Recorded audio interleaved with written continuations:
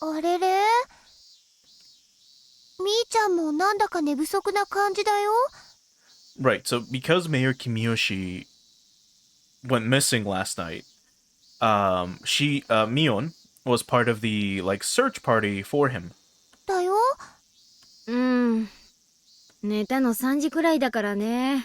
眠い。3時？おいおい、夜更かしにも限度ってもんがあるぞ。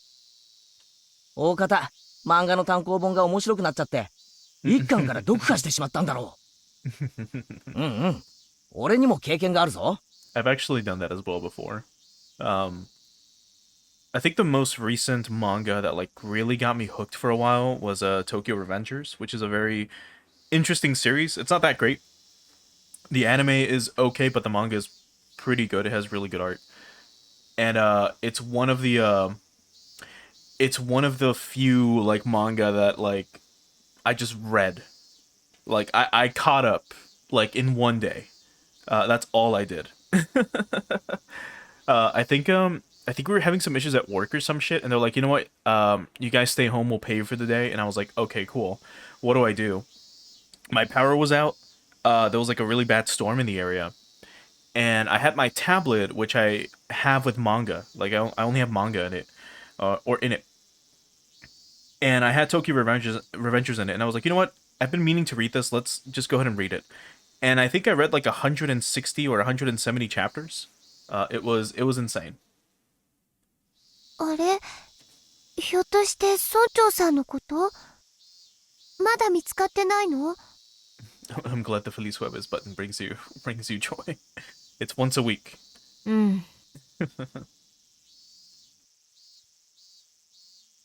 I went to the Furude Shrine to join the youth group in their search for the mayor. Since I knew there was no way he would be found, it was really boring for me. Well, just enduring sleepiness wasn't that bad. Not if you considered what Kimiyoshi had to go through since last night. He had been hanging from the ceiling and couldn't even fall asleep or sit down, since he had to stay on tiptoes the whole time. True, Kimiyoshi had a chain around his neck, had a collar around his neck, and was chained to the ceiling in such a way where the only way he could comfortably breathe, or not even comfortably, the only way he could breathe was by standing on his tips. If he wasn't doing that, he would slowly start to like suffocate. The teacher explained to us that the mayor had gone missing and asked us if we knew anything. A couple of people said some things, but they were irrelevant. To me, this issue meant nothing, but it was all my classmates were talking about. I observed Keiichi Maibara. I had no idea if any type of danger was drawing closer to him. Maybe I'd call him again tonight pretending to be Shion. I told him some outrageous stuff last night, so he panicked. But I was sure he'd calm down after a day. At that time, I heard a little girl's laughter. It was Rika Furude, the last survivor of the Furude family and their current head.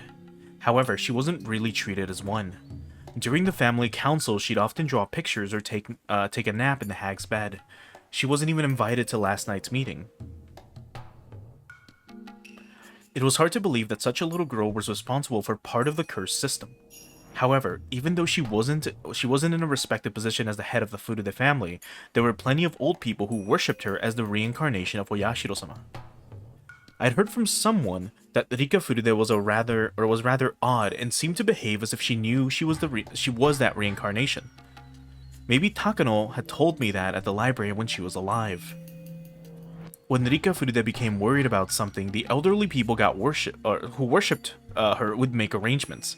It was very similar to the Sonozaki family, and it was also the same system as used for the curses. I wonder, does Rika Furude know anything about the deaths of Takano and Tomitake? What does she think of people sneaking into the ritual storehouse? Does she know who snuck in and what happened to those people? As the one managing the storehouse, it was possible that she noticed the intruders first. In fact, she was the only one who could have noticed it. She must have passed on that information, which was why the curse was executed. That foolish Keiichi turned the light on when we went into the ritual storehouse. That light switch could have been connected to some kind of an alarm. Rika Furude, the leader of the Furude family, maybe getting to know her would be a good idea. So, one interesting thing about this, Also, Whisper, thanks so much for the follow over on the フ kick ルデ家 side. 当主として今回の件はどこまで知ってるの？ One thing that's very interesting to note is if you remember at the end of chapter 2, they mentioned some specific bodies were found in the well underneath the main Sonozaki household, which is really, really important. I won't remind you which ones, but if you remember, you'll know what I'm talking about. I asked her rather directly. It was hard to tell if she understood I was asking her in place of the Sonozaki family head, or as Mion Sonozaki. 富武たちのことですか？ Rika answered. The news hadn't been made public, yet she knew about it. Although she looked immature, perhaps she truly was the head. Really? What? Although she looked immature, perhaps she truly was the head of the Furude family. お社様のたたりなのですよ。そんなのは分かってるよ。ならまだ終わってないよね。あと2人残っている。その2人はどうなるか聞いてる？ I try to be vague to see how Rika Furude would react. I've been thinking that she had nothing to do with the underside of Hinamizawa, since she was always treated like a child. However, Rika had just said things about the incident which normal people shouldn't know anything about. That proved she belonged to the underside's network. 別にどうでもいいと思いますですよ。 She answered the question about Tomitake and Takano fairly quickly, but took a little longer to answer this time. Did she have to think about it? Shit, the look on her face never changes. It's impossible to figure out what she's thinking. どうでもいいってことはないでしょ。それじゃあけじめにならないのは分かってる？僕はちゃんと反省したならそれでいいと思いますです。 Her response was unexpected, especially after seeing all the old people get so furious last night. To trespass in the ritual storehouse was blasphemy against Oyashiro-sama. The village elders had said those intruders deserved to die. Yet the leader of the Furude family who protected the sacred storehouse for ritual implements said that if they felt remorse for it, then that was fine. I recalled how people thought of Rika's father during the dam conflict. Yes, her father was called an opportunist back then. He didn't agree with the Onigafchi guardians who resisted violently during the conflict. Like father, like daughter. Oh no. And here she is making this face again. If we swap on over to the console version, oh my god.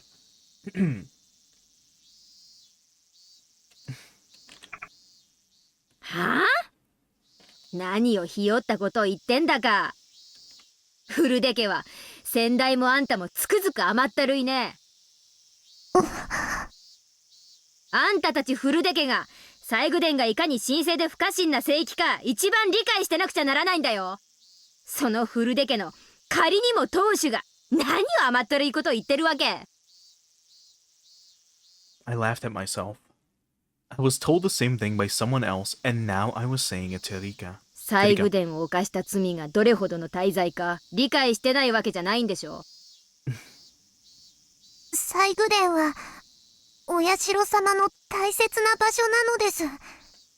勝手に入ったりとかしちゃダメなとこなのです。分かってるじゃない。そこに汚れを持ち込んだんだよ、あの4人は。悪い猫さんなのです。What bad kitty cats? にゃー。そうだね、悪い猫だ。悪い猫だ。2匹は捕まえてお仕置きした。Right? あと2匹いる。にゃー。どうけじめをつけるべきだろうね。フルデ家当主のご意見を聞かせてよ。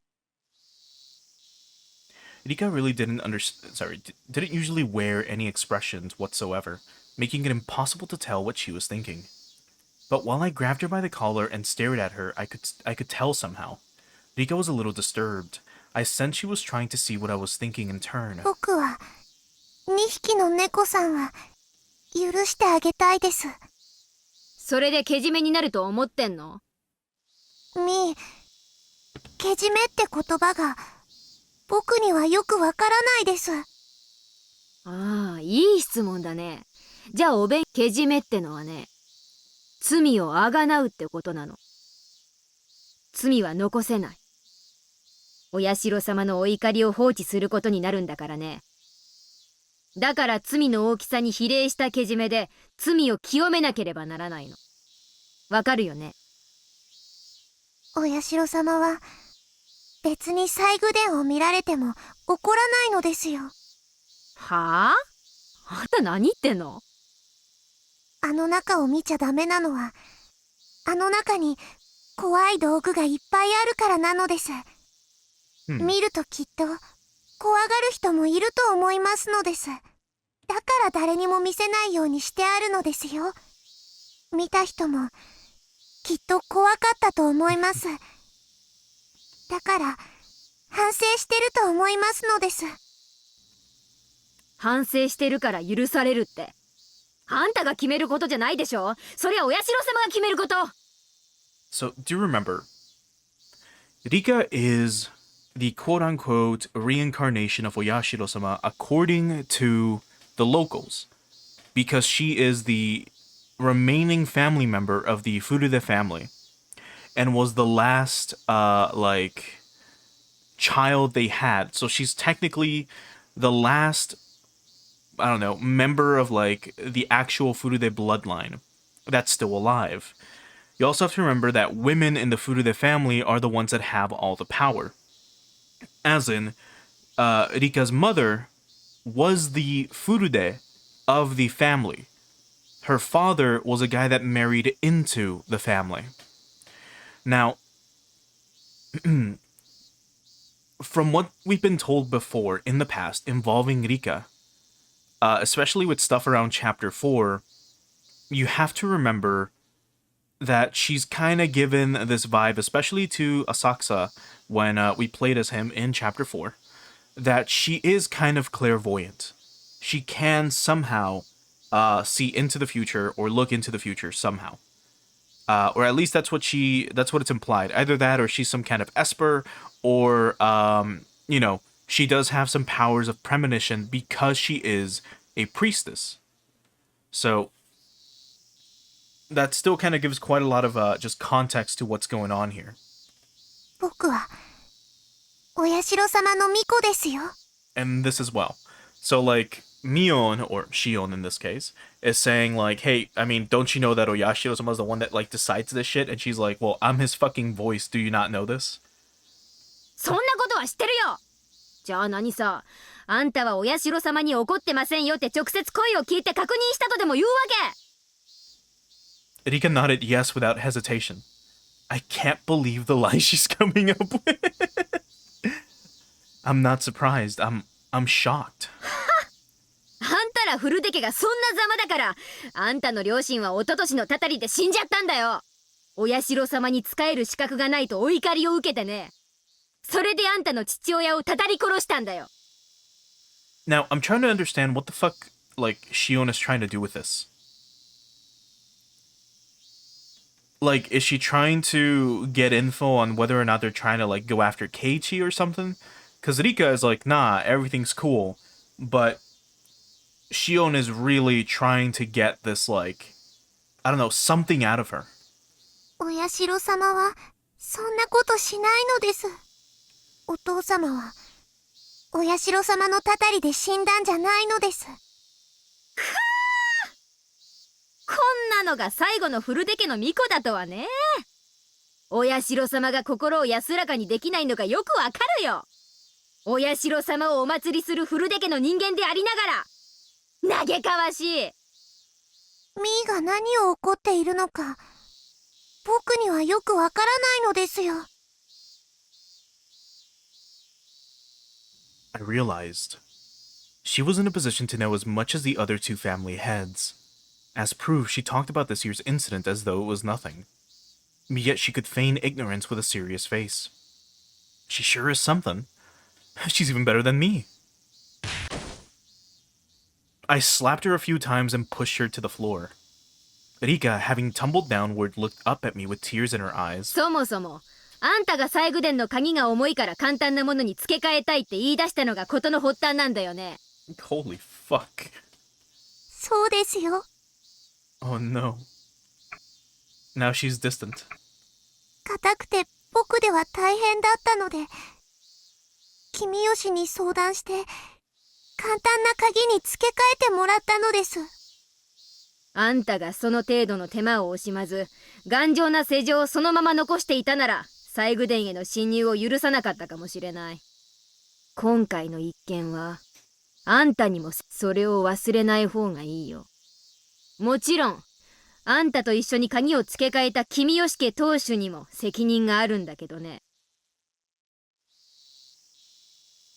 That last word was something I added on a whim.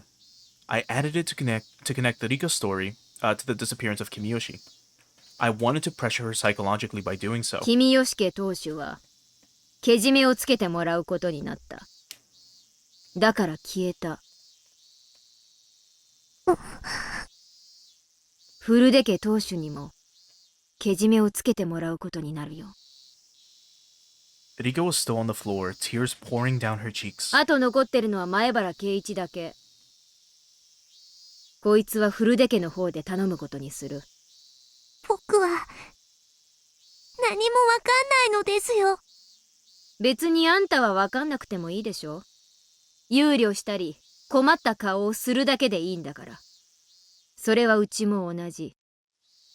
とにかく頼んどくよ。そんなの。Rika hung her head. She seemed to want to say something, but she was afraid that I might be rough with her again.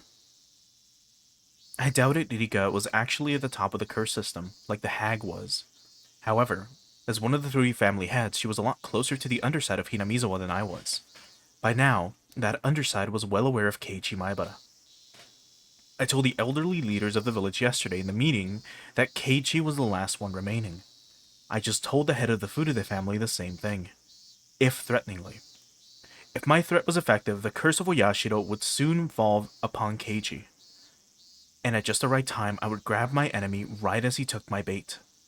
If the assassin came from the Furude family, this girl would have committed the same sin as the hag.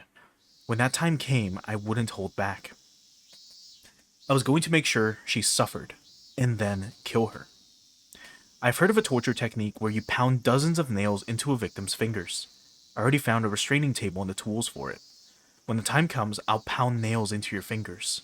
That gruesome anticipation radiated from my eyes and scared Rika even further. Oh no.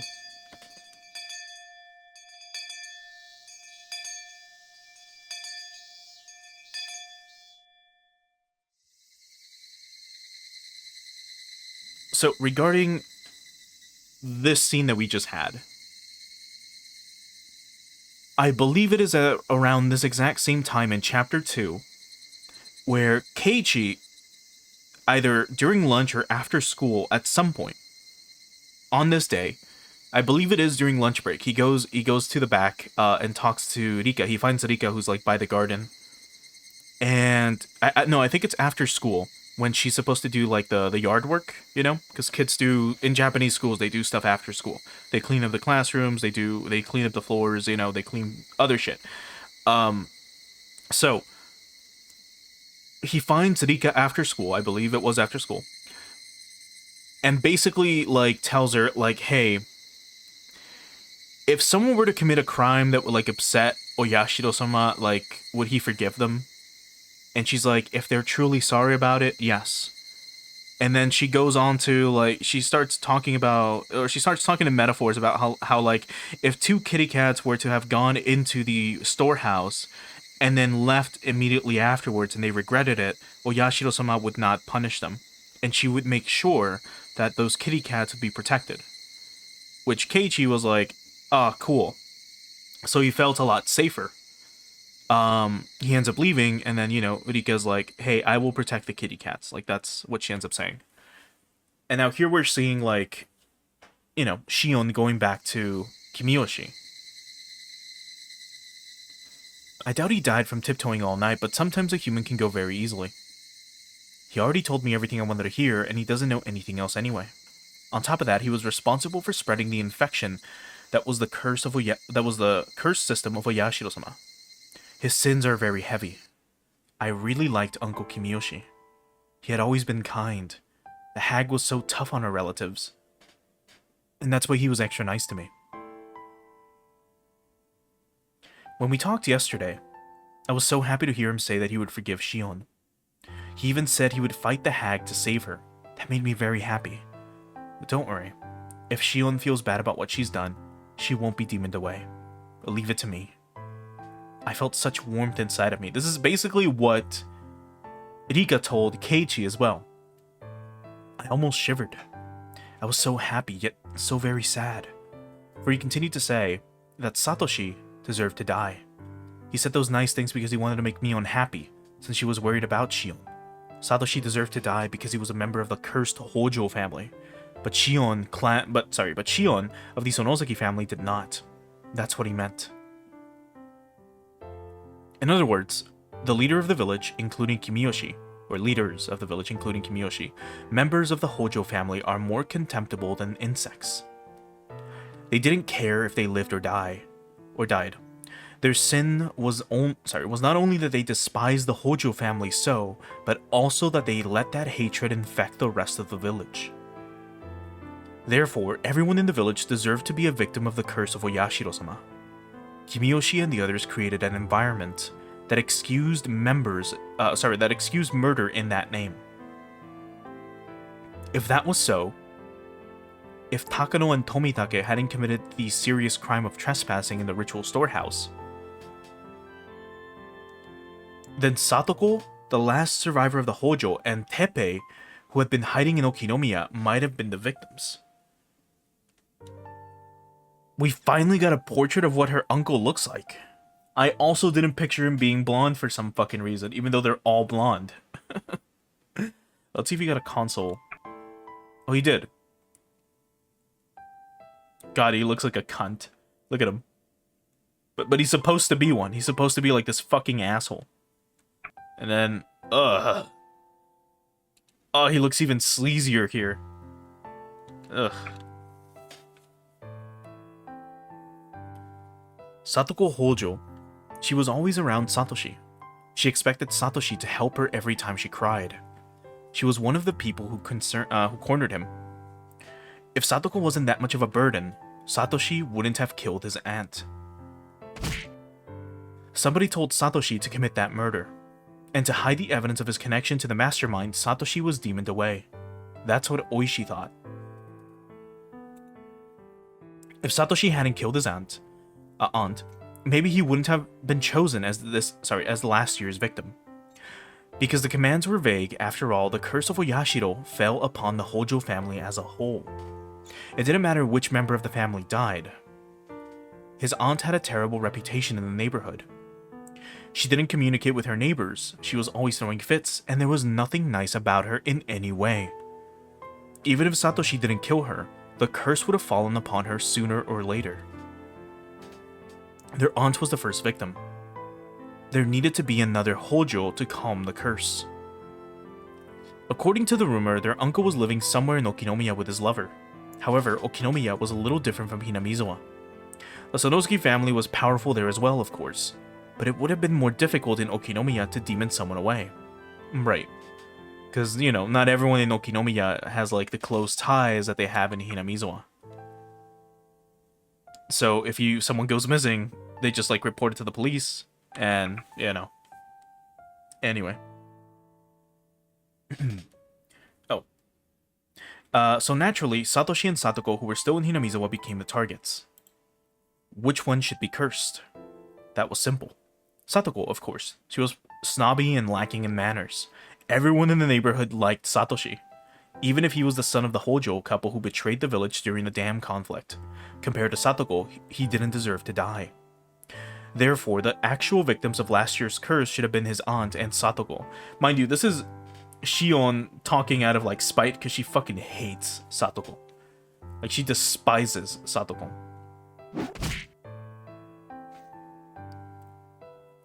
Satoshi was suddenly all alone. His mean aunt and mean uncle were gone. His sister, who was a burden to him all of his life, was gone too. Satoshi was such a nice person. He would be sad, although he'd realize he was finally free. But time would heal him. I'd even help. He didn't have to live in his house at Hinamizawa. There were plenty of empty rooms in the apartment block where I lived. I could find him a part-time job too. He didn't need to go to school in Hinamizawa. He could go to school with me in Okinomiya instead. He wouldn't know his way around or really anything about the school there, so I'd be with Satoshi all the time. I'd show him shortcuts to school, we'd go shopping, and I'd teach him many different things. What an unbelievably happy ending. Satoshi had been suffering so much, and I'd been pushed away all of my life. But we would finally be happy. I enjoyed these sweet delusions, but I didn't have any more time to waste. I was sure there were plenty of old people who had been trying to get a hold of Oryu all morning, who were going to try to catch me after I got home from school. Actually, the phone had been ringing constantly while I enjoyed my happy thoughts. When I answered the phone, I casually listened and replied. As I planned, Keiichi is now known as the next cursed victim within the underside of Hinamizawa. I also try to let them know that the disappearance of the village chief had something to do with the fact that he changed the lock on the ritual storehouse. All the authorities in the underside came to realize the seriousness of the trespassing in the storehouse. After all, one of the heads of the three families got punished. One of the phone calls was from Oishi. He also learned about Kimiyoshi's disappearance, and he knew it had something to do with the changing of the lock. I'm impressed. He had some pretty good sources. But all he can do is catch whatever information he can get.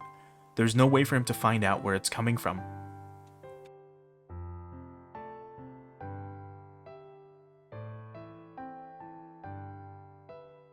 I'd call Keiichi again later tonight. Some of the more aggressive villagers may have already started to take action around him. I'm sure that by now, Keiichi is feeling the danger that's coming towards him. I'd have to be careful that he doesn't get killed easily. If I can catch the enemy before they bit Keiichi, I can use him again as bait. Keiichi Maebara. I haven't known him for that long. He's funny, if not intelligent. He'll never replace Satoshi, but I do think he's fun to be around. There's just one thing I don't like about him. He rubs my head far too often. His hand is as warm as Satoshi's, which is why I can't stand it. But that's about it. Keiichi isn't Satoshi's enemy. I don't hate him. He's fun to be around. But I wouldn't shed a tear for him if he became a victim of the curse. I won't prevent Keiichi from being killed, but I won't kill him myself either. I'd made arrangements for the curse to fall upon him, but I never told anyone to kill him. Well, I suppose I did tell Rika to take care of Keiichi. Wait a minute. To avenge Satoshi, I'm doing exactly the same thing as the hag did. I'm using the exact same system that killed Satoshi. Keiichi. I'm just using him. I told people to let the curse fall upon Keiichi, but I've been giving him appropriate warnings. I'm going to help him if he tries to live. If I catch all of my enemies, maybe I'll let him loose. He's different from Satoshi. Satoshi was tricked into killing his aunt, and was killed himself afterwards, so there wouldn't be any evidence remaining. I won't kill Keiichi. That's how I'm different from the hag.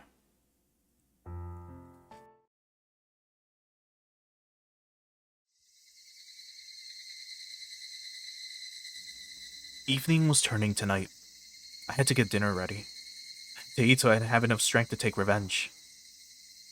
This place was far from the town. It would even get isolated during winter because of the snow. So we're back at the village where the minister's grandson was kidnapped and, held. It's not unusual for a household like this to have 2 or 3 refrigerators. There were plenty of groceries left in them, unless she means her own house. And this is just another picture, but I mean, I could have sworn this was the the storehouse that they used.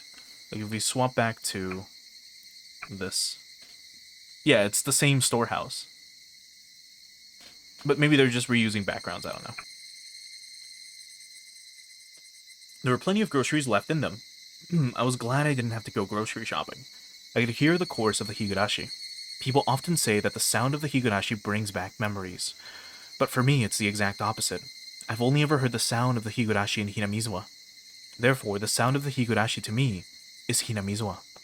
The sound reminded me that I wasn't supposed to be here, that I couldn't be here. That was when I heard the doorbell. Because there was a good distance between the house and the gate, there was both a doorbell and an intercom by the latter. It had a security camera too. Something as modern as a security camera monitor in this old-fashioned kitchen looked rather strange. I turned the switch, but nothing appeared on the monitor. I tried to check the plug, but there was a bunch of cords going behind the refrigerator, so I couldn't even do that. The doorbell continued to ring while I tried to figure out if the monitor was broken or if I just didn't know how to turn it on. I only felt like answering the door depending on who it was. It'd normally be easier to pretend to be out, but that wouldn't help me. I was waiting for my enemies to show up. I couldn't just hide myself in that case. The hag was supposed to be sick and in an extremely bad mood. I had already sent word out that she didn't want to see anyone. So who could it be? I made up my mind and turned the intercom on. If it was someone unwanted, I could just turn whoever it was away. But I had to act normally so I wouldn't arouse suspicion.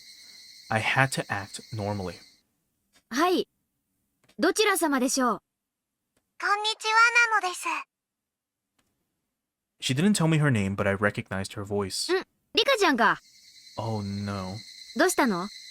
こんな時間に。実は、お醤油を分けてもらいに来たのですよ。Soy sauce? I almost screamed, but I controlled myself. I took a moment to think about the situation. Hiramizuwa was far from most stores, so sometimes neighbors would share seasoning and stuff with each other, as most homes used to do, like in the West as well. The village sometimes got snowed in during winter, but the Furude shrine was quite far from this house. It was rather odd for her to come all the way here on her bicycle just to get some soy sauce. Maybe she was using it as an excuse. Maybe there was something she wanted to talk to me about. Now, I'm trying to remember which chapter it was. Fuck. I think it was in chapter 3. When examining the room that Satoko and Rika lived in, I believe it's because Rika went missing. If not, it was both of them. It was one of those two, I forget. There was an empty bottle of soy sauce in the kitchen. But anyway, that was when I noticed a piece of paper that was on the refrigerator on the refrigerator door next to the intercom. We still have plenty of homemade soy sauce in stock. Feel free to come to the Sonozuki household if you want some. And one of those notes was also like in their like house, in their little room. The hag must have given that flyer to everyone. One of her relatives sent her a barrel of soy sauce. If you want some, bring a container. That's what the flyer said. I see. This would explain it. There was a handwritten note at the bottom of the flyer. Or on the bottom. The soy sauce is in the storage area under the floor. Give them as much as they want. There was a storage area beneath the floor. When I opened it, I saw a barrel of soy sauce alongside a funnel and a ladle. I didn't want Rika to notice anything suspicious at this point. I decided to share the soy sauce with her. いいよ。入れるものは持ってきてるの？お醤油の瓶を持ってきましたのです。オッケー。勝手に入ってきていいよ。玄関で待ってる。As I headed there, I heard the doorbell ring ね again. え、内側から閉まってて、門が入れないのですよ。And just before I forget,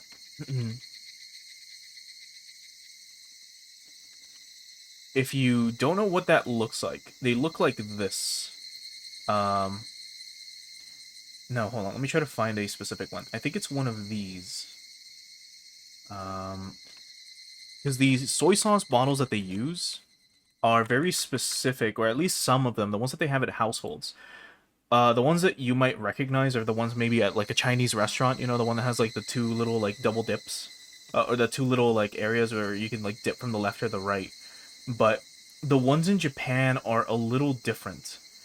Ah, man, it's almost like a... I can't find an exact image of the one I'm thinking of. But imagine just like a tall glass bottle with like a handle. Kinda. Like a very thin handle made of like a thin wire, almost. That's kind of what they have in Japanese households. But anyway. ああ、そうだった。ごめんごめん。今開けに行くよ。待ってて。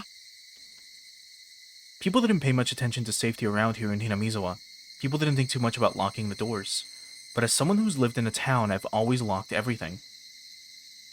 To let Rika Furude in, I'd have to go outside. こんばんはなのですよ。 And here she is. In her little green dress.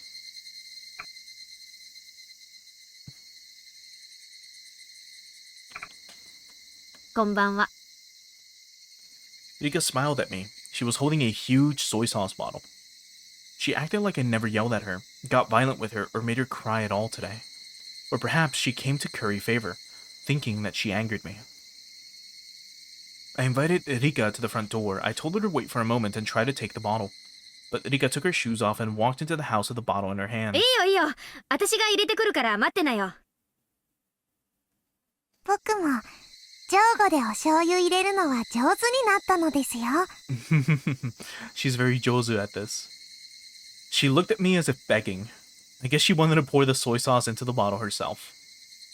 I didn't want her to come into the house, but I suppose I didn't want her to wait there alone either. If she came to the kitchen with me, I could keep my eyes on her. And so I brought Rika to the kitchen. We walked down the hallway. I only heard my footsteps. I stopped suddenly and turned around to make sure Rika was following me. Rika bumped into me. ああ、ごめんごめん。I made sure she was right behind me and started to walk again. Tap, tap, tap. Tip, tip, tip. Tap, tap. Tip, tip. Rika must have been having fun matching her footsteps to mine. Even when I quickly sped up, our footsteps matched perfectly. Tap, tap, tap, tap. Tip, tip, tip, tip. And so on. I stopped suddenly. Tip, tip, tip. Rika stopped suddenly too after taking an extra step. When I turned around, Rika smiled at me. Our footsteps matched perfectly, and when I stopped suddenly, I heard her extra step. I've experienced such footsteps before. It was making me feel uncomfortable. But now, although her footsteps sounded the same as the other ones I'd experienced, I saw her when I turned around. That was the difference between them. I felt the storage door open, or I left the storage door open, so we could see the soy sauce barrel. The memo said she can take as much as she wants, but I wasn't sure there was enough left. I crouched down and tried to open the lid of the soy sauce barrel. And when I crouched down, I could hear Rika's extra step. まだまだいっぱいあるよ。ほら、好きなだけ持ってくといい。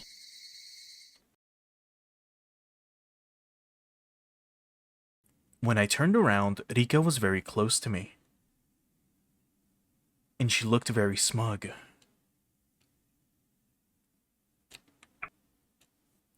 Oh no.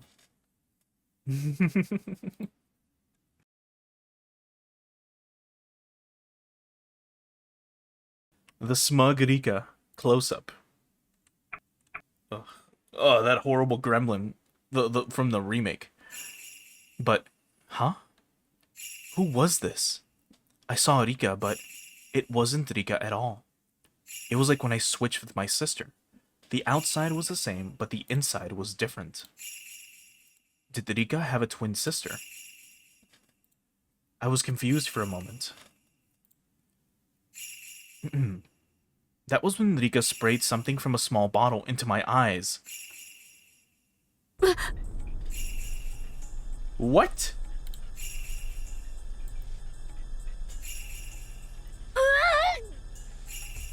I felt a terrible pain in my eyes and suddenly tears poured out and my nose started to run. I couldn't stop sneezing either. As I stumbled around covering my face, I then realized I was attacked. I shut my eyes tightly for a moment, then opened them again. Rika was about to grab my hair and drag me down onto the floor. When Rika saw me open my eyes, she sprayed at me again.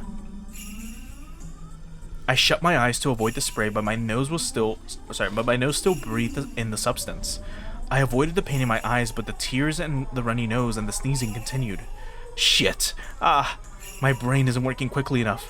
However, when I finally understood that I had been attacked by Rika, my brain started to grind into motion.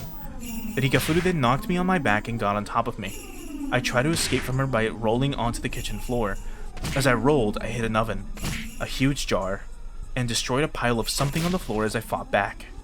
But Rika didn't let go of me. She stayed on top and restrained me. She was sitting on my stomach and I felt intense pain and pressure. She sure could fight well. I still couldn't see anything.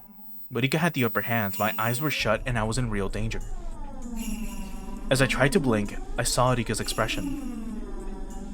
I didn't know Rika Furude all that well. I only knew her from the few times we met when I went to school as Mion and from the village and from the things I'd heard from the other people. But as far as I knew, there was no way Rika would ever do something like this. This is just impossible. Impossible. Impossible. No, I can't fill my head with that word. I have to calm down and figure out what to do next. Shit, I'm too much of a mess to even think.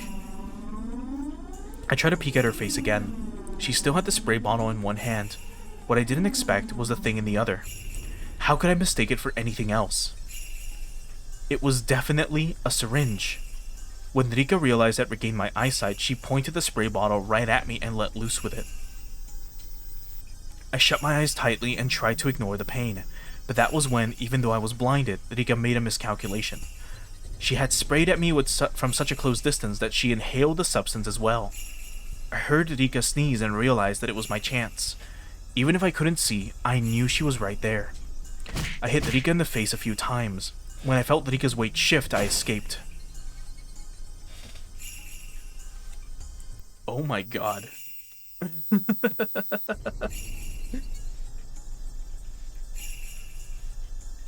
What the fuck? I then got my stun gun ready. Rika must have inhaled just a little of the spray. She wasn't sneezing anymore and was glaring at me instead. 上等切ってくれんじゃないの。ぶちまけられていか。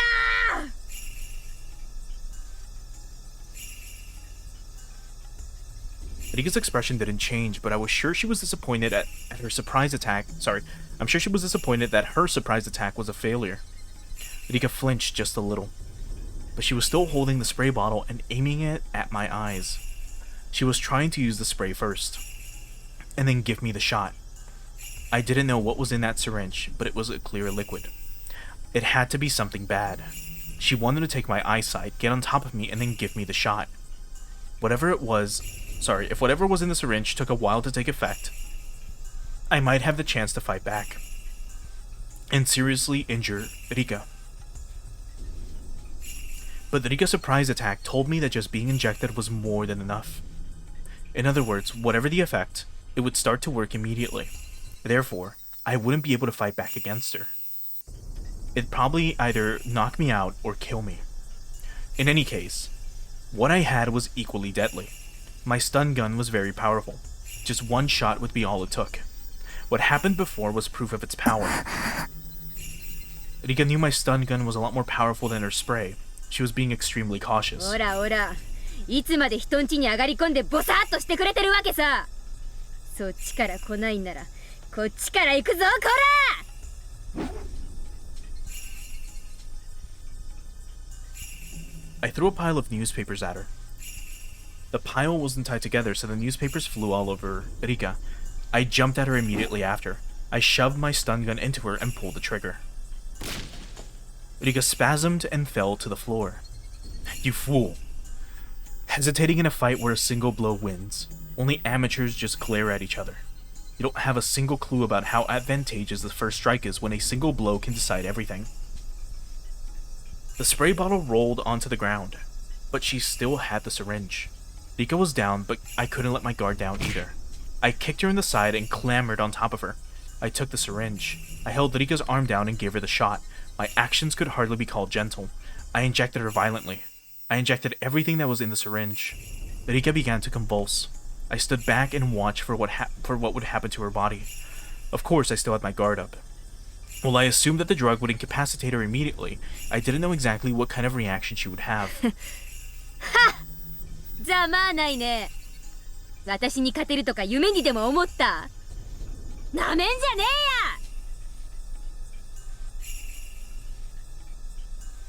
えや。After a few more convulsions, Rika unsteadily got to her feet. That's ridiculous. How can she even stand? I looked at my stun gun. Damn it. The power was on the lowest setting.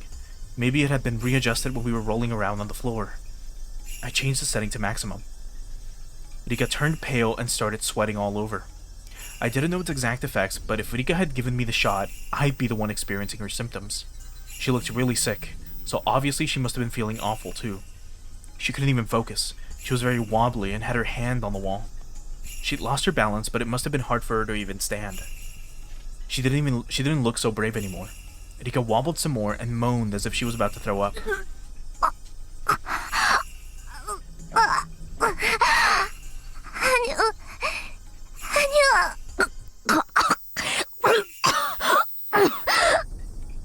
Rika looked scary as she moaned and wobbled, but at the same time she looked kind of funny too. Certainly she hadn't even dreamed she'd be getting the shot herself. Holy fuck. As the man sows, so shall he reap. That's what you get. 実に滑稽だね。笑えるよ。でも吐くときは勘弁ね。お手洗いで吐いてちょうだいよ。あんたがあとどのくらいでくたばるのか見物するのも楽しいよ。ああ、でもそれじゃあ拷問する楽しみがなくなるね。私さ、あんたにはあの釘台を使ってやろうとずっと心に決めてたんだよね。あんたが自分の薬でゲロを吐きながらそれで窒息して死ぬのが早いか、両手十指に釘をたらふく食らって痛みで行くのが早いか、ぜひ見てみたいもんだね。よし決めた。そうしようかね。じゃあ会場を移そうか。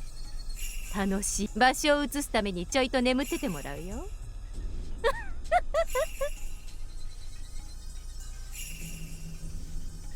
I walked up to Rika, my stun gun making popping sounds. When Rika saw the sparks on the stun gun, she moved to grab a huge kitchen knife. おや、まだその程度の元気はあるわけだ。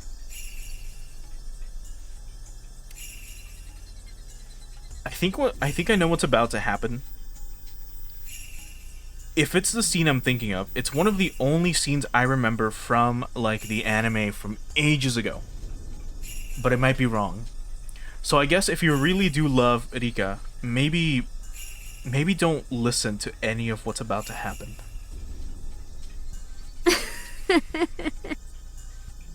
そうでなくちゃ面白くないよ。あんたにはいろいろ聞きたいことがあるしね。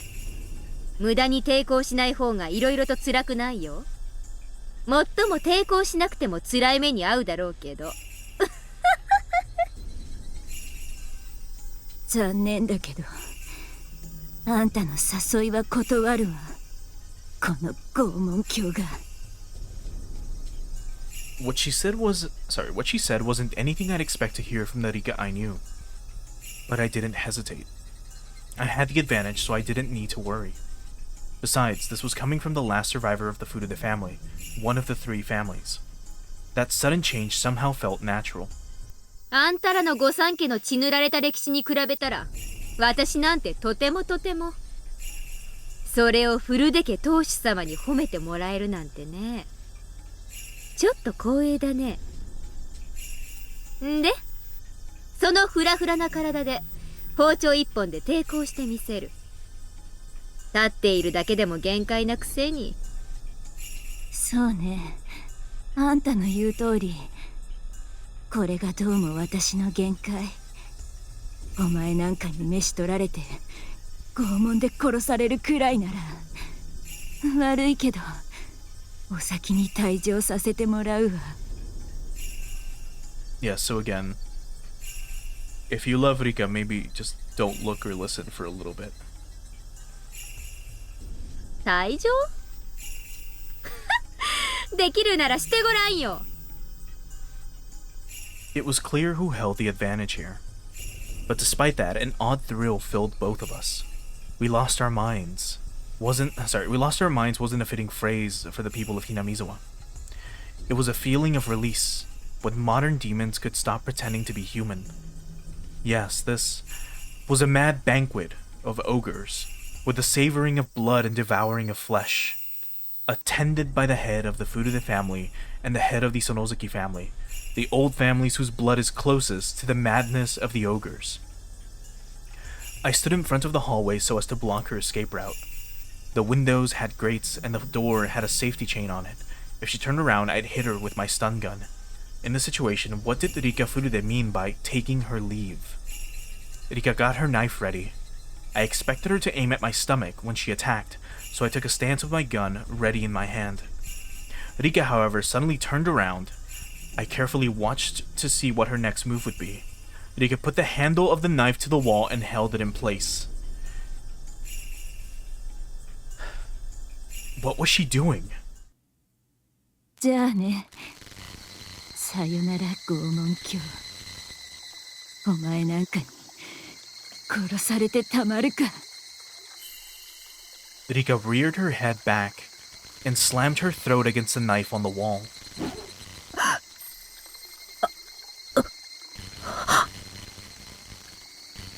Her blood splattered all over. Rika bent backwards repeatedly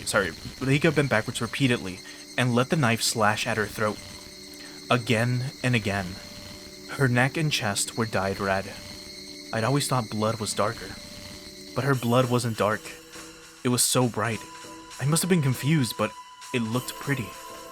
After doing this several times, Rika turned around. Her eyes were wide open. She didn't look like she was from this world. Her face looked like something both living and dead, both real and artificial.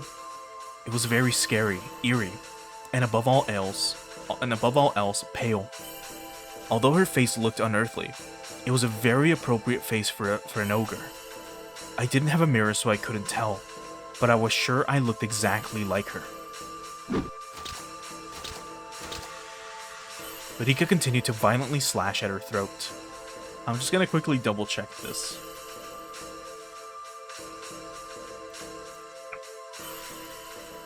Yeah, so they did update the blood splatters in the console version. That's something I never thought about checking. Anyway, back to this. It reminded me of someone trying to break a huge piece of ice with an ice pick. That was exactly what Rika looked like. The white chips of ice coolly flying through the air. What I saw before me was a beautiful sight. Every time Rika struck her throat, tiny drops of red blood splattered the boring white world around her. It was like a dance. A dedication dance by the final head of the Furude family. The ogre's last dance of dedication to Yashiro-sama. Upon seeing that literally blood-curdling dance, I let out a fierce roar. I had no reason to do so. I was howling like an animal. We were like animals trying to kill each other, both getting covered in blood. And inevitably, as one convulsed in a pool of that blood, the other threw back its head and howled. My body shivered with the joy I felt inside of me. This was death, the most final of judgments, and it was right before me. The ogres howled, screamed, and roared. The roars faded and my voice started to change from the voice of an ogre back to that of a human. As an ogre, I roared, but as a human, I sneered. Rika was covered in blood from her own neck down. Her blood was pouring out, making a little noise. Rika was still staring into my eyes. I stared back at her.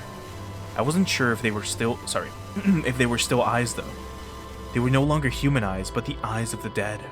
Rika's corpse vomited blood from her mouth and nose and smiled. Then she dropped the knife. She stuck her hands out and turned her palms upward. Her wiggling fingers reminded me of an insect's legs. Those fingers reached for her own throat. I'd never seen anything like it. I'd never seen anybody do this before. Because Rika was scratching her own throat. She was ripping her own throat apart. Maybe that wasn't a good description. She was trying to rip out the inside of her throat through the opening she'd made with the knife.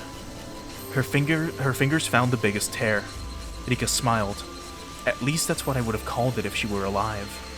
She ripped open the tear in one tug.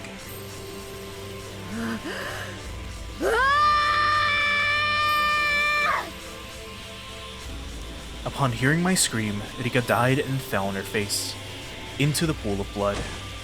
That was it. She didn't get up again to show me her throat. I stepped back from Rika's body and bumped into the wall in the hallway. I roared again in admiration of the ritual dance of dedication of the head of the Furude family. Joy ran through my body, and my blood rushed through my veins. 勝ったぞ。私は勝った。打ち勝った。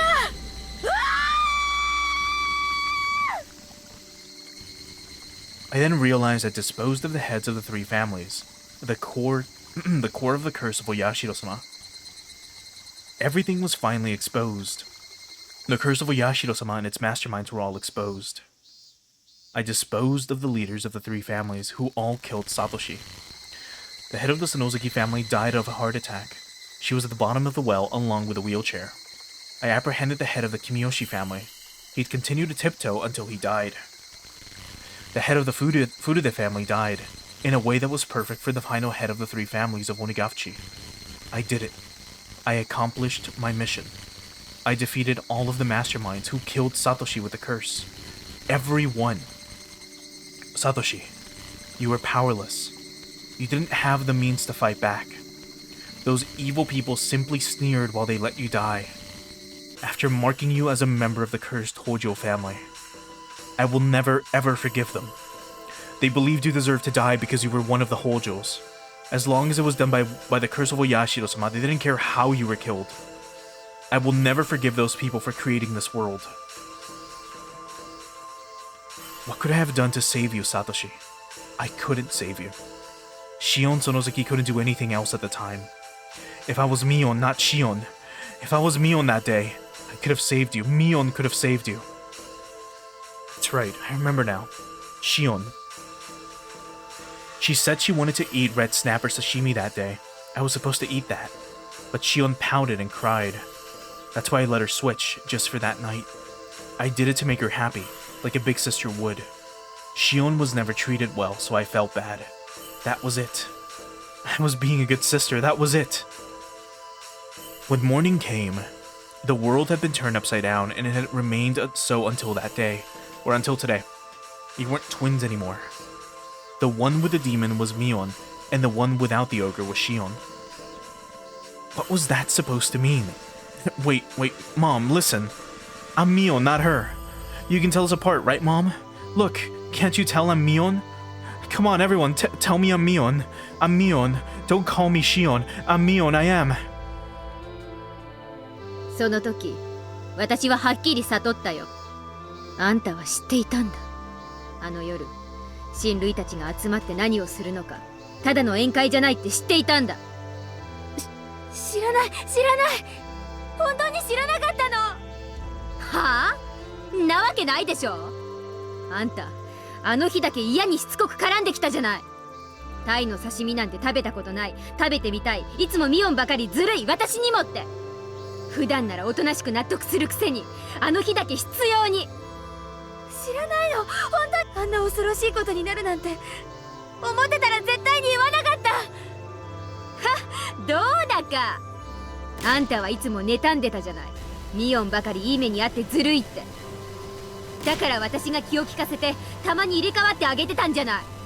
あんたはそれに満足していなかった。より一層妬んでいったんだ。そしてあの夜の意味を自分だけ知り、私から奪ったんだ。ミオンを奪ったんだ。ミオンを返せ。私がミオンなんだ。私が園崎ミオン。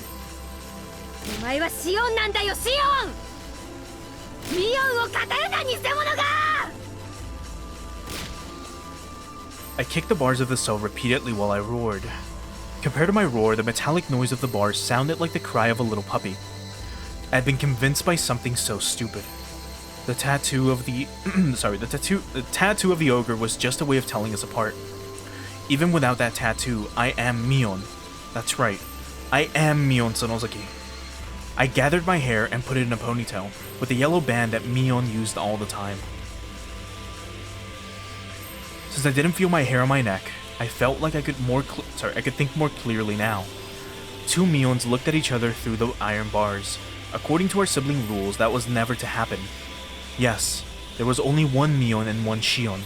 There could never be two of either at the same time. 髪をほどけシオン。ミオンは私だ。ミオンはここにいる。お前がミオンじゃない。だから語るな、二度と私を語るな。聞いているのか、シオン。聞こえているのか。聞聞こえているなら返事をしろ。私に返事を届かせろ、シオン。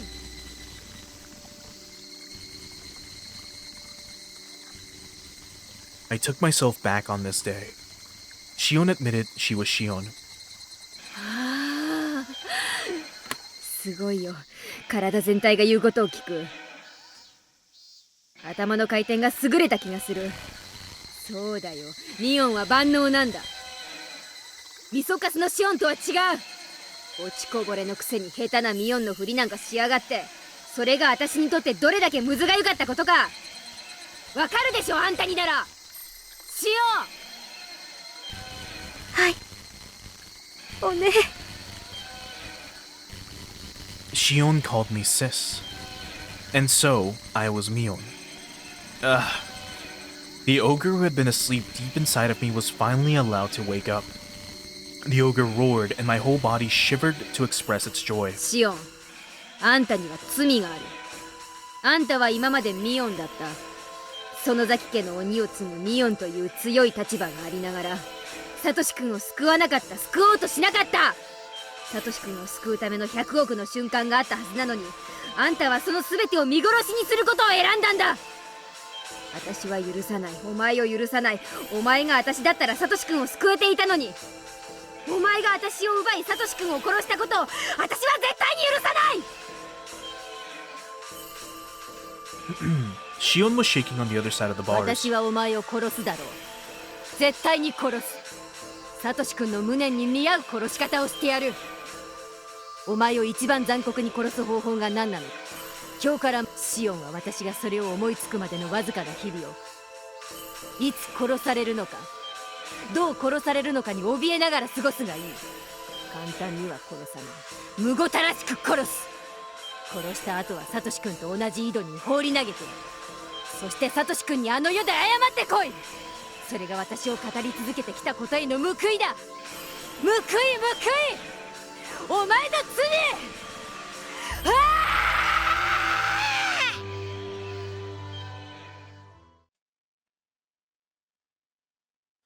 Holy fuck.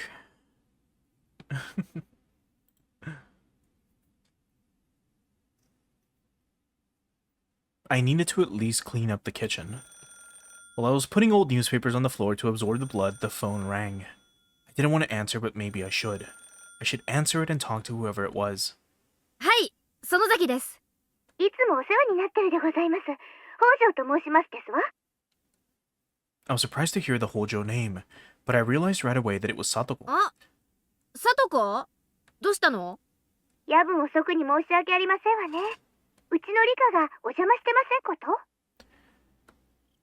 Ah, yes. Ever since Satoko Hojo was abandoned, she had been living with Rika Furude. Of course, she'd get suspicious that Rika hadn't returned あ、 yet. 来てるよ。あら、まだお邪魔してますの？もう夕飯の時間ですのに。ねえさとこ、実はね、今日さ、ちょいとおかずを作りすぎちゃってね。リカちゃんにも夕食を振る舞ってるんだよ。そうなんでございますの？さとこも来なよ。さとこの分もあるからさ。リカちゃんはもう食べてるよ。もうリカったら。わかりましたわ。ちょっと片付けをしてから参りますわね。では、ごめんあそばせ。うん。待ってるからね。じゃ。 Click. And then we have an old school phone. A rotary phone, that is. Let's look at the console version of it. I like the way this is drawn, actually. I like the strokes on the bottom of the phone. Like the scratches. They look really neat. And then there's an abacus next to... Huh? Why? Anyway. Oh, I guess because there's one right here in the background, too. If you look on the left. Anyway. And now the halfway mark. Oh, boy.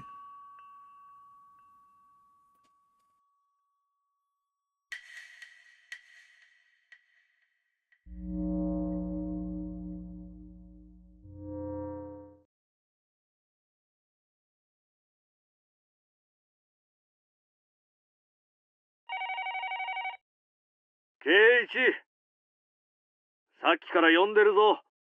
電話だ。園崎さんから。園崎さんって、どっち？姉？妹？そんなのは知らん。自分で出て聞きなさい。もしもし、ミオンか？シオンか？私です。シオンです。こんばんは。シオン！ゆうべは、すまなかった。つい興奮して。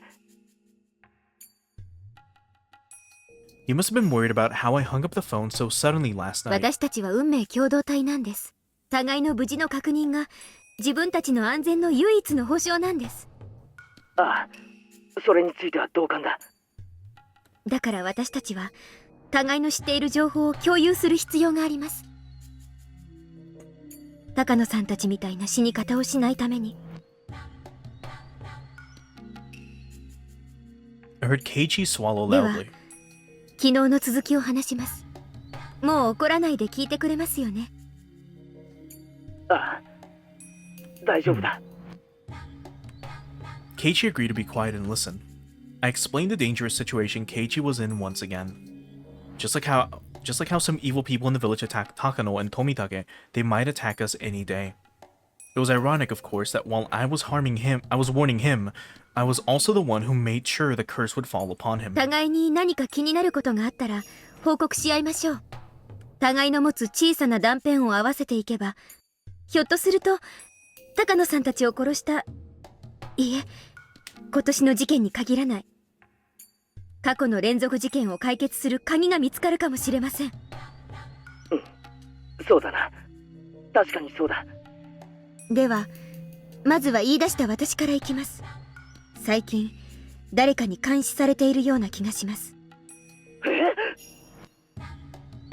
I was making this up. I just wanted him to realize how urgent the situation と言っ was. ても気のせいかもしれません。でも一応報告します。 I hear footsteps. 今は気のせいだと思っていますけど、もしもケイちゃんも同じように誰かに監視されているように感じるなら、これは気のせいじゃないのかもしれませんから。そういうことなら安心しろ。少なくとも俺の方は大丈夫だ。It seemed like nothing had happened to Keiichi today, at least. Now that the heads of all three families were gone, it was possible the curse system had been destroyed entirely. If that was the case, then Keiichi might not be attacked after all. But if there was someone who did want to attack him, that meant part of the system was still alive. In other words, my mission wouldn't be accomplished just yet. Keiichi is like a litmus test in this situation. I'd know whether or not all my enemies were gone depending on if Keiichi got bitten. He sure is a very useful man. No, Keiichi. After that, I went along with what Keiichi said. I made sure he was fearful of Mion, as well as all of the three families. I explained to him that the possibility that the whole village was involved and that the curse of Oyashiro-sama might be some sort of system. Then I remembered Shion wouldn't know too much about the disappearance of the mayor, so I continued. 私もついさっき聞いたんですが、君吉のおじいちゃんが行方不明になったって本当ですか？村長さんのことか。なんだシオン、聞いてないのか？何も知らないです。お父さんが電話でそう話してるのをまた盗み聞いただけですから。ああ、実はな、ゆうべ会合の後、家に帰ってこないとかでひなみ沢中で大騒ぎになったんだ。村中で探したみたいだけど、まだ見つかったって話は聞かないな。警察も探してるはずなんだけど。なんでそんな大事な話を先にしてくれなかったんですか？ Also, thanks so much for the raid, Yandere Totodile, over on the Twitch side, and welcome raiders. We're in the middle of chapter 12 of Higurashi Meakashi. 悪い。もう知ってると思ってたんだよ。And thanks for the follow as well. I appreciate it. 隠す気なんかなかった。ケイちゃん、私どうしよう。My どう God. した話せよ。俺たちの間で隠し事はなしだろ。Mion is so good at fucking lying. ごめん。隠すつもりはなかったんです。ちょっと言うのが前後したっていうか。俺たちは仲間怒ったりして話せよ。私ちゃんに打ち明けたんです。Oh no. 君吉のじいさんってのはシオンにとって相談できる心安い人なんだろう。はい。私のこと小さい頃から本当に可愛がってくれて、私いつも意地悪なことをしてたのに、いつもニコニコと笑って私の言うことは何でも聞いてくれて、本当に優しい人だったのに。落ち着けよシオン。別に死んでしまったわけじゃないだろう。そんな簡単に諦めるなよ。Keiichi tried to make me feel better, but he had no idea what but he had no idea what was actually going on. It really made me laugh. 村長さんに私あの晩最後殿に忍び込んだこと、誰かにそれを見られてて、私たちを狙っている人がいるって。村長さんは高野さんたちがまともじゃない死に方をしたのを知ってるのか？ Oh boy. はい、知っていました。あの二人がお社様のたたりで死んだから、私はその怒りを鎮める生贄にされるんじゃないかって本当に率直に言いました。 Right, so remember, we've already heard this conversation back in chapter 2. It was one of the last conversations we had with with Shion on the phone as Keiichi, where everything's revealed, and this is before, like, Mion quote-unquote disappears, right?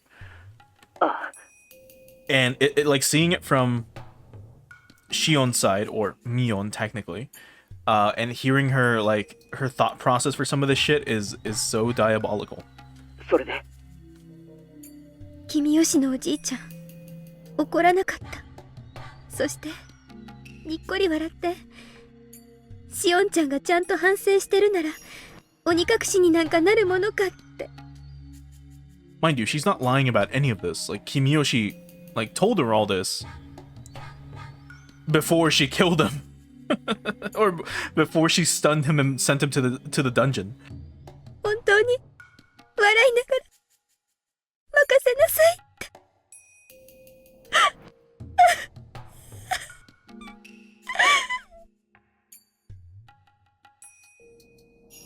I actually got a little sad while saying that. Uncle Kimiyoshi had been so reliable. I was happy when he said that he would protect Shion. I was truly happy.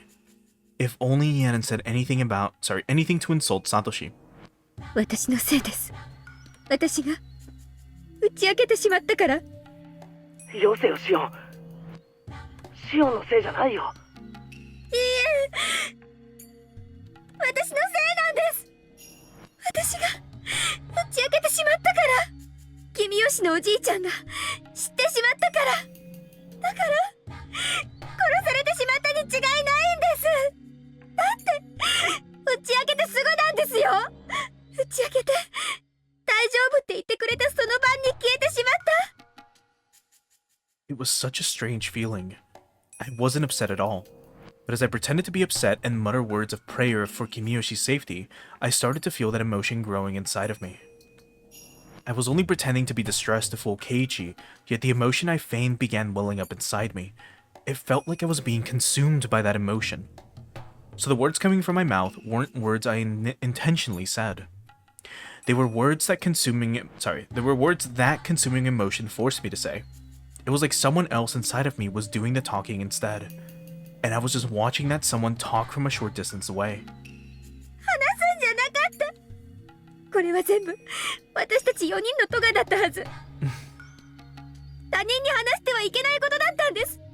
話したから殺されてしまった。知ったから殺されてしまった。打ち明けたから殺されてしまった。 So she really can feel remorse. おい待てよ。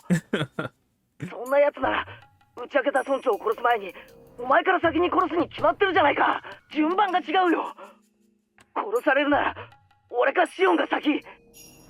他のやつらが先に死んだりするものか。順番はあります。私たちを一番最後に殺すつもりに違いないんです。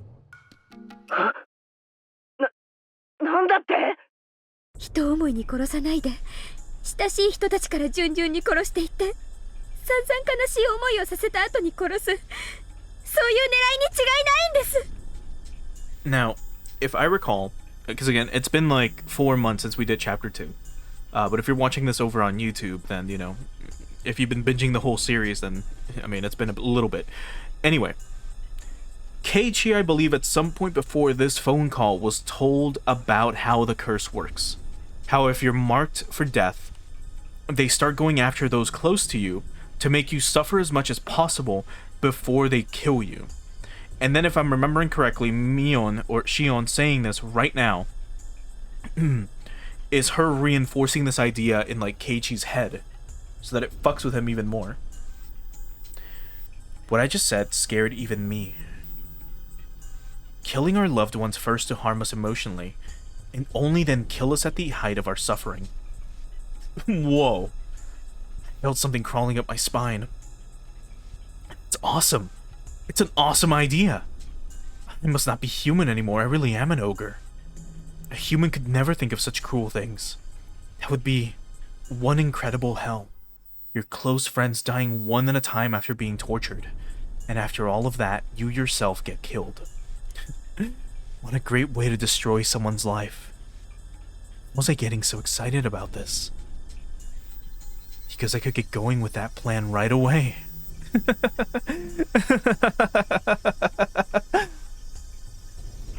リカちゃん、リカちゃんだ。え、今なんて言ったんですか？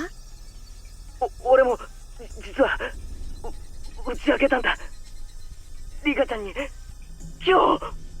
リカちゃんってリカちゃまのことですか？ Which other fucking Rika do you know? フルデ神社のリカちゃま？そうだよ、リカちゃんだよ。俺もどうしようもなく不安で打ち明けたリカちゃんに。そうしたらリカちゃまはなんて？猫さんの心配しすぎなのです。僕がきっと何とかしてあげますですよ。で、リカちゃんはそう言って。ごめんシオン。俺ちょっとリカちゃんのことが心配になっちゃって。あ、はい。そんなに心配でしたらぜひ電話を。安否を確認してみてください。 Oh my god. ああ、Right. そうさせてもらう。また明日もこのくらいの時間に連絡します。それをもって私の安否確認としてください。わかった、待ってる。じゃあな、すまん、切るぞ。 Keiichi hung up roughly.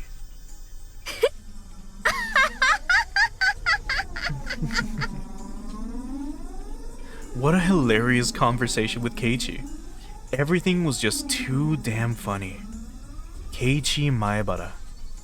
Go ahead and struggle helplessly.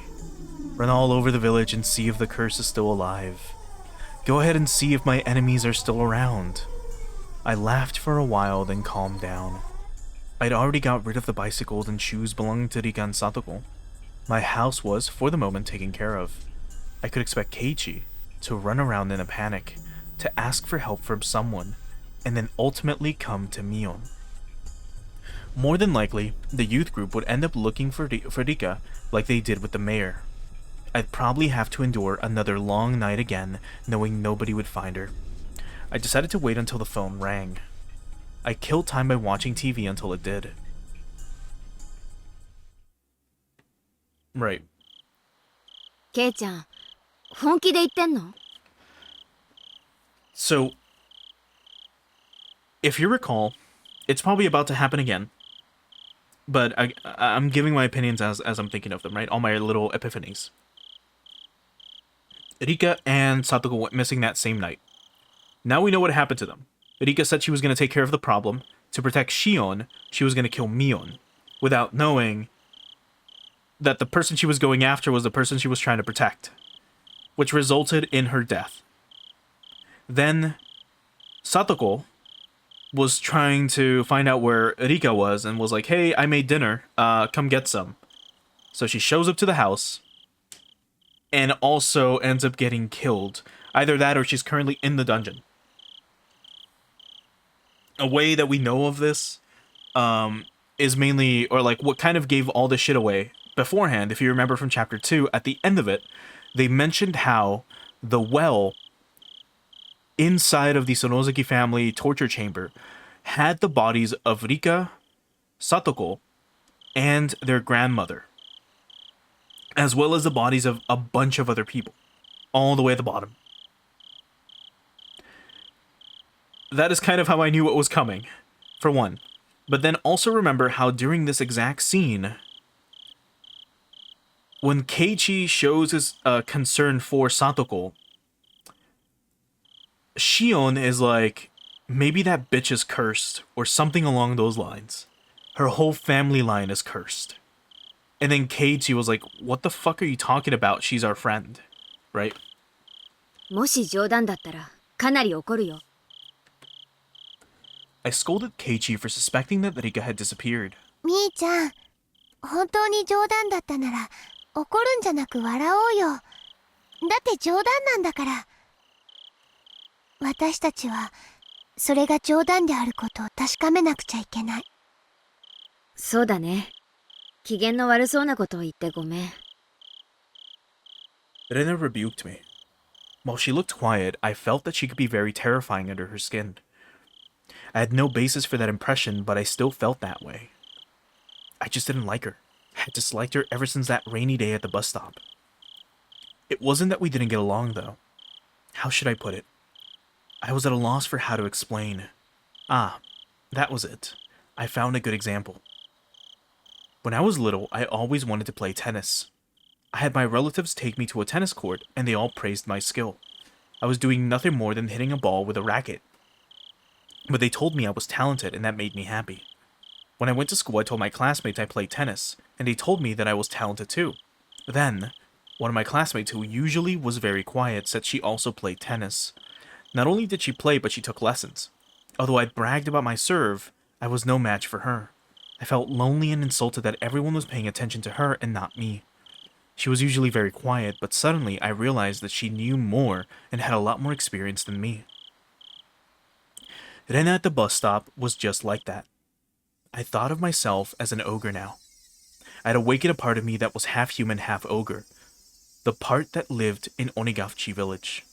In fact, I'd already stepped into a world where normal humans couldn't go. I had already surpassed my human limits. I genuinely thought of myself as a superior being, having transcended the realm of mortals. But when my eyes met with Rena Ryugu's, I felt what I did long ago with tennis. Why? Why did I feel that way with Rena? I'd heard that in the animal world, during battle, animals glare at each other to display their strength. Only humans have to punch or kick each other to feel superiority or inferiority. Most animals can tell just by glaring at each other. In that case, could it be the same with Rena? みーちゃん、大丈夫？ほらさ、昨日から寝不足で。ごめん。 Accidentally skipped some. Keiichi climbed up a ladder and tried to peek into the window on the second floor where Rika and Satoko lived. It was my job to hold down the ladder. Rena cautioned me to hold onto it tightly. みーちゃん、私念のため本宅の方も見てくるね。すぐ戻るから。ごめん。よろしく。 Rena ran off after that. When I looked up, I saw Keiichi trying to open a window, but all of them were locked. 本宅ってなんだ？ Keiichi asked me from the top of the ladder. 古出家の本当の家だよ。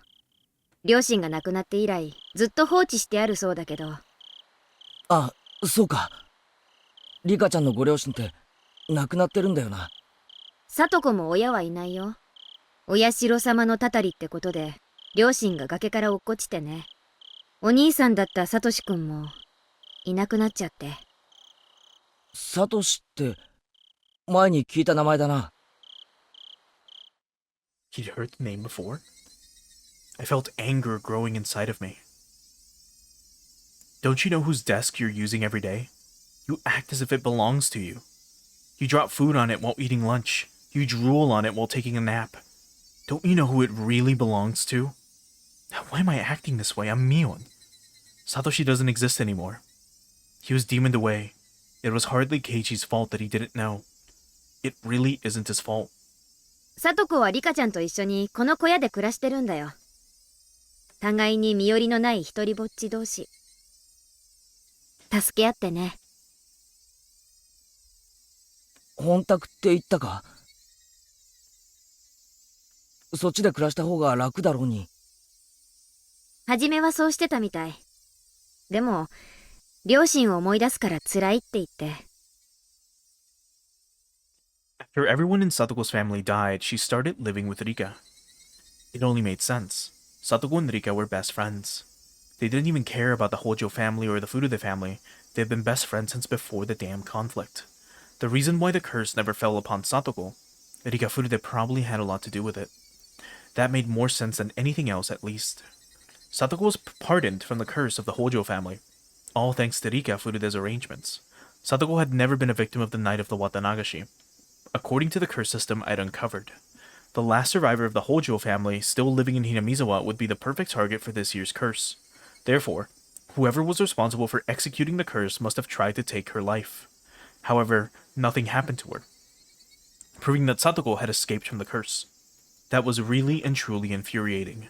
She might have been the head of the Furude family, but I still couldn't accept that such a little girl had enough power to protect her best friend. Shion. Shion must have had the same power then. Just like Rika protected Satoko, Shion could have protected Satoshi. Damn it. Damn it.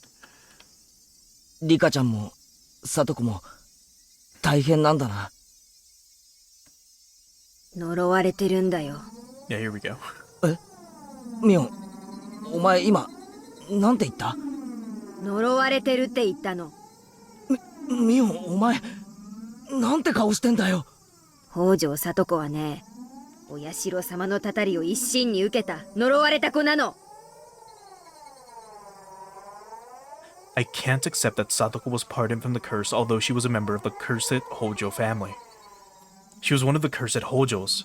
Satoshi wasn't pardoned, but Satoko was. She was cursed, but she got away. She escaped the curse, but Satoshi didn't. I can't accept that. In fact, Satoko should have been the one to be cursed the most. She cornered Satoshi physically and emotionally. That was why things got weirder and weirder, and in the end, everything went crazy. When I think back on it, it was Satoko who I hated the most of all. She cornered Satoshi. She cornered Satoshi, and as a result, Satoshi disappeared. Is this actually censored? Yes, it is. Okay, so I guess we won't know what it is. Mind you, this is already on, like, the rawest, like, script setting at 0, so... Unless they're trying to censor that he was murdered or killed or something, I doubt it. She started it. She caused it. If only she hadn't been there.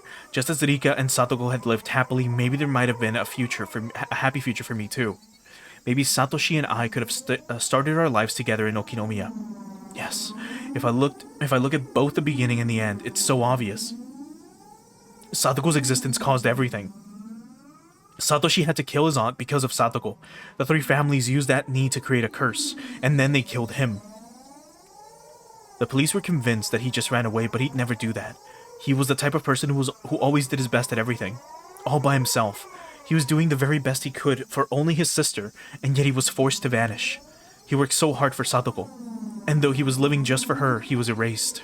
Poor Satoshi. He was so underappreciated. The girl knew no gratitude. She was cursed. If you got near her, you'd meet the same fate. You'd be cursed to die, or disappear. That really was it. She was the main cause behind it all. She wormed her way into Rika Furude's good graces, and that was why the curse fell upon Satoshi. She should have died first. Then Satoshi would still be alive. If he was alive, I could have done something for him. I can't forgive her. I can't forgive Satoko. I can't forgive that girl. There can be no peace with her. There can be no peace. She was the perfect target for the curse of 1983. The curse of Oyashiro-sama. Rika, the reincarnation of Oyashiro-sama. Rika was dead. The reincarnation of Oyashiro-sama had died. There was no more god in Hinamizawa to deliver the curse. I'm the only one. I'm the one who has to deliver it now. I am Mion Tsunozaki, the head of the Tsunozaki family, one of the three families of Onigafchi. Now that all the heads of the three families are gone, there is nobody to surpass me. I will deliver the curse of Oyashiro and nobody else. I'll deliver it. I am the curse. I have become Oyashiro-sama. I felt hot bubbles boiling over deep inside of me. I could tell the ogre inside of me wanted to roar. I noticed Keiichi was looking down at me. Calm down, Mion. He can't tell what you're thinking. Calm down. Calm down. At that point, I heard footsteps coming closer. I saw 4 or 5 adults accompanied by Rena running towards us with flashlights in their hands. One of them opened the lock on the cabin door and we all went inside. Of course, there was nobody there. Satoko and Rika lived alone. I doubted Satoko would have left a note saying she was going over to the Sonosuke house when Rika was already there. But it wouldn't be fun if she had. Because of that, I hurried into the room ahead of Rena to make sure there was nothing left behind. The rumor of Rika and Satoko's disappearance spread around the village. More and more villagers gathered at the foot of the shrine. Acting in place of the head of the Sonosuke family, I commanded them to search the village. The villagers nodded and scattered. How long had it been since the last time I was truly Mion? I felt so pleased that my body almost went numb. Lots of villagers went in and out of the shrine. They yelled at each other that she was nowhere to be found. Some suggested other places to look, and they all left. They made a lot of noise with their coming and goings. Members of the Women's Association brought out huge pots and gas cookers from the storage and got ready to cook for the men. That was when I noticed Keiichi unsteadily walking toward a copse of dark pine trees. What was he thinking? How stupid of him to be alone on a night like this. If a person responsible for executing the curse was nearby, he wouldn't come back safely. ミオンちゃん、お茶が池の方もぐるっと探したけど全然ダメだね。池の中も照らしたけど明るくなんないとわかんないよ。ありがとうございます。婦人部の皆さんがお味噌汁を作ってくれてますので、召し上がって休んでください。ミオンちゃん、あの二人って自転車どこに止めてたんか知ってるかい？さあ、多分境内の階段の下じゃないかな。まさかあの階段を担いで上がったりはしないでしょう。ないんだよね、二人の自転車がさ。どこかに行っちゃったんだろうかね。自転車で遊びに行ったならそうかもしれんな。町か。だとするとひなみ沢の中にはいないんかもしれんな。そういえばリカちゃまがいなくなったってのは誰が最初に気づいたんだ？ああ、ケイちゃんだけど、急に虫が知らせたんだとか。前原屋敷のせがれさんか。なんや怪しいな。How suspicious that an outsider would all of a sudden have a hunch that one of the most beloved members of the village was missing.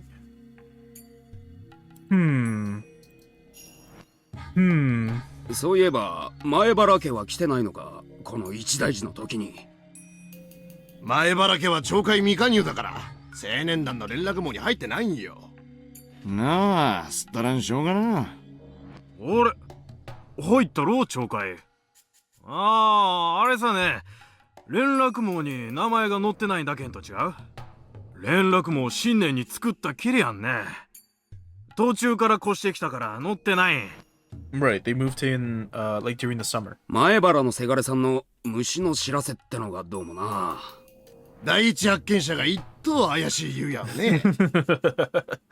そのせがれはどこ行ったんかいね。さっき松林の方にふらふら行くのを見たよ。誰か呼んでくる？ Conveniently, I saw Keiichi and Rena walking back toward us. ケイちゃん、どこ行ってたんだよ。ケイちゃんまでいなくなったのかと心配したよ。すまん。It looked like nothing had happened to Keiichi. If so, that's fine. That means I took care of all my enemies. おやおやおや。And what's Oi-san doing here? おいしい匂いが漂ってくると思ったら、これはぜひご評判に預かりたいですね。I heard the loud, sticky voice of a middle-aged man. It was Oishi. He must be confused about this year's incident. The scale of the curse this time is nothing like the previous ones. Oishi's information network is about equal to or better than that of the elders on the town council. In other words, he could easily uncover a rumor that was circulating through the underside of the village. He must have come here, or he must have came here? He must have come here to see if the disappearances of Kiyoshi and Rika had something to do with the changing of the lock on the ritual storehouse's door. The police will come for me sooner or later.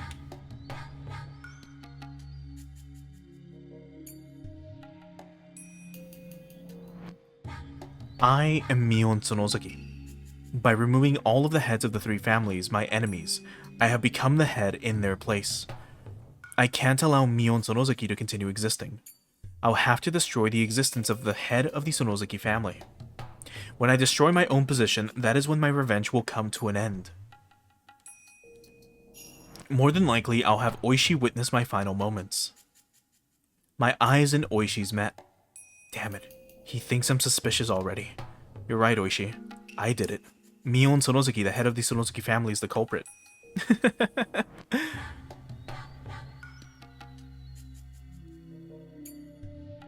Is this a second interlude, or is this the end of the chapter?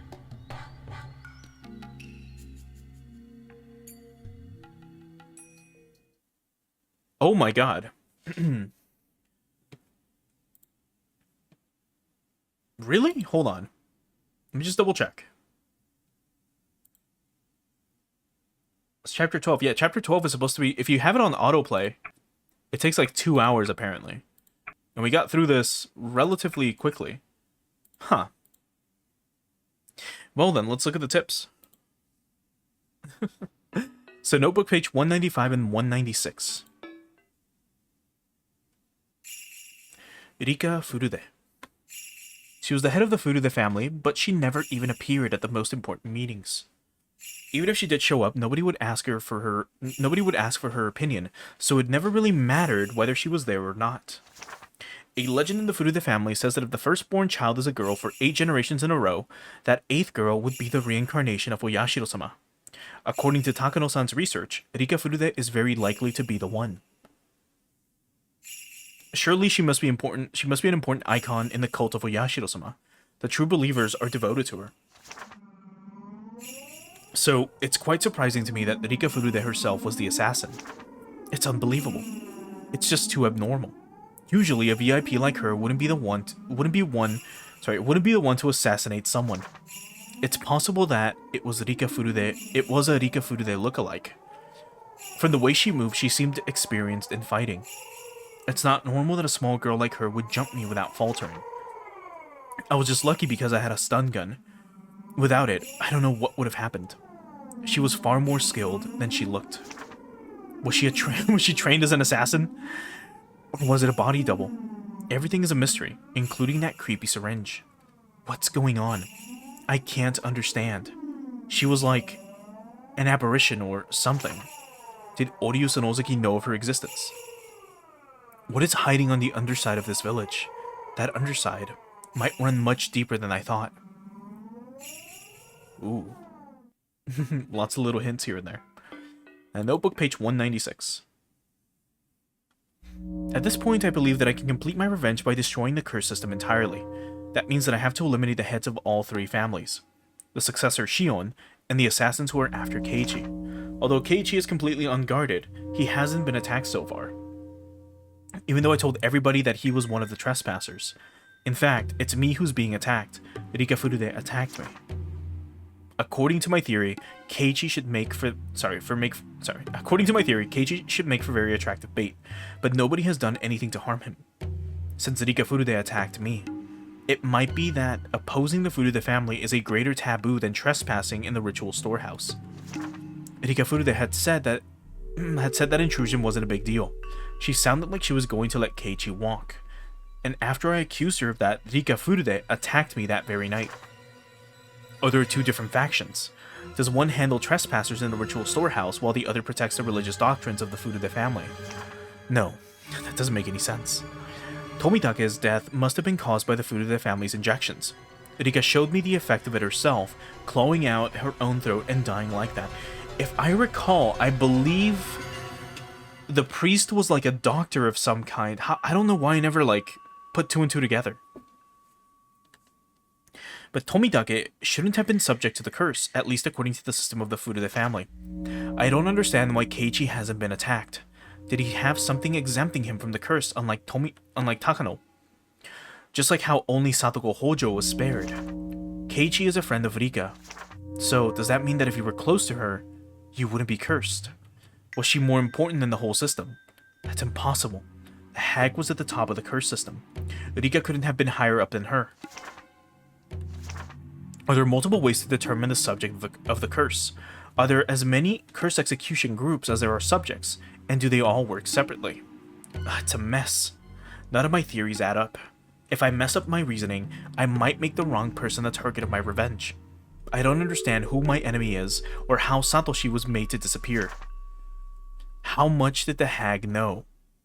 That really was a huge loss. I have so many things I wanted to ask her. I killed her by accident. Shit. In that respect, I've already failed in my revenge. The underside of Hinamizawa really does run too deep. Too deep. The whole page is blacked out with scribbles.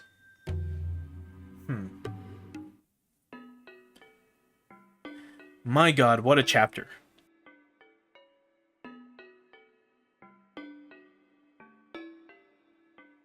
A lot of really crazy shit happened. But still, I think this is a good stopping point for tonight. So let's go ahead and swap on over to the ending screen real quick.